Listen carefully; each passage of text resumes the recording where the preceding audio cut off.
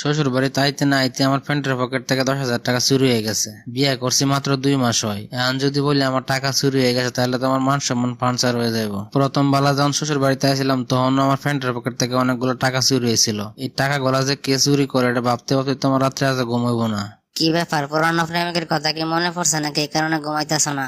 এমনিতে আমার টাকা চুরি হয়েছে, বউ আবার সন্দেহ করতেছে। রাগে তখন মাথা পাগল হয়ে যাইতেছে। তাক রাত্রেবেলা আর ঝগড়া করা যাইব না। চোখ বন্ধ করে নাক ডাকার বাউ ধরে শুয়ে শুয়ে চিন্তা করে টেয়াটা কে চুরি করতে পারে। শ্বশুর শাশুড়ি শালা সম্বন্ধী সবারই সন্দেহ হইতেছে, নাকি আবার বউ চুরি করলো, কিন্তু বউরা তো সন্দেহ লাগতেছে না। বাড়িতে লাখ লাখ টাকা পরে থাকে, বউ তো সইও দেখে না। তাক বউরা সন্দেহ করা বাদ দেওয়া লাগবো। আমার তো বেশি সন্দেহ হইতেছে আমার শালাটারেই। কালকে শালারে দিয়ে জিজ্ঞাসাবাদ শুরু করবো। এই যে শালা বাবু, কালকে গেছিলাম বাইকের শোরুমে, জানো কি করে এসেছি? কি করে আছেন দোলা ভাই? আমি জানি আমার শালা একটা বাইক পাগল। বাইকের কথা শুনলে সে একবার টাস্কি গায়ে উঠবো। তোমার জন্য নিনজা ব্র্যান্ডের একটা বাইক পছন্দ করে আইছি। তা দোলা ভাই খালি পছন্দ করছেন, কিনেন নাই? কিনছিলাম, জানো কি হয়েছে? কি হয়েছে দোলা ভাই? বাইকের দাম 2,45,000, কিন্তু আমি দরদাম কইরা 2,37,000 টাকার মধ্যে ঠিক করছি। কিন্তু কিন্তু কি দোলা ভাই, বাইক কিন নাকি আপনার বাড়িতে রেখেছেন নাকি? আরে না, টাকা দিতে গিয়ে দিই আমার কাছে টাকা আছে 2,27,000, 10,000 টাকা শর্ট। মাত্র 10,000 টাকার জন্য আপনার বাইকটা কিনেন না? 10,000 টাকা তো আমার কাছে চাইলেও আমি দিতাম। এবার ধরা পড়বো, এই মনে হয় আমার টাকাটা চুরি করছে। এবার পয়েন্টে আসে, এখন তুমি বলো তো দিয়ে আমার পকেট থেকে 10,000 টাকা কে চুরি করছে? কথা কিন্তু ঘুরাইবা না। হায় আল্লাহ, আমার কি কপাল দোলা ভাই, শেষ মুহূর্তে আপনি আমার চোর বানাইলেন, আর আপনি নাকি আমার 2,37,000 টাকা বাইক কিনে দিবেন। আপনার কথা শুনে খুবই কষ্ট পাইলাম।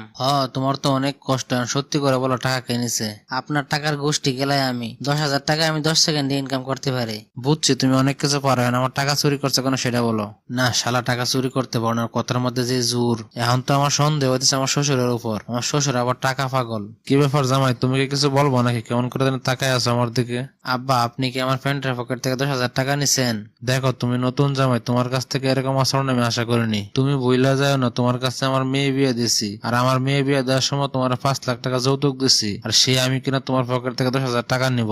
আমি কি ফকিনে নাকি যে তোমার টাকা চুরি করবো? শ্বশুরেও দিয়ে টাকা নেয় নাই, যে কথার জোর। শাশুড়ি আম্মা তো টাকা নেওয়ার কথা না, তাইলে কি শালিকাই নিল নাকি? শালিকারই এখন সন্দেহ।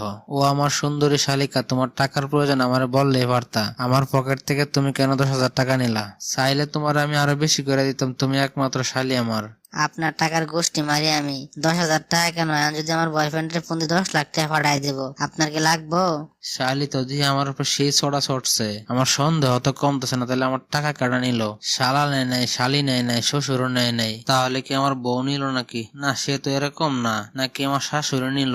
আমার ফেসবুকে নতুন একটা গার্লফ্রেন্ড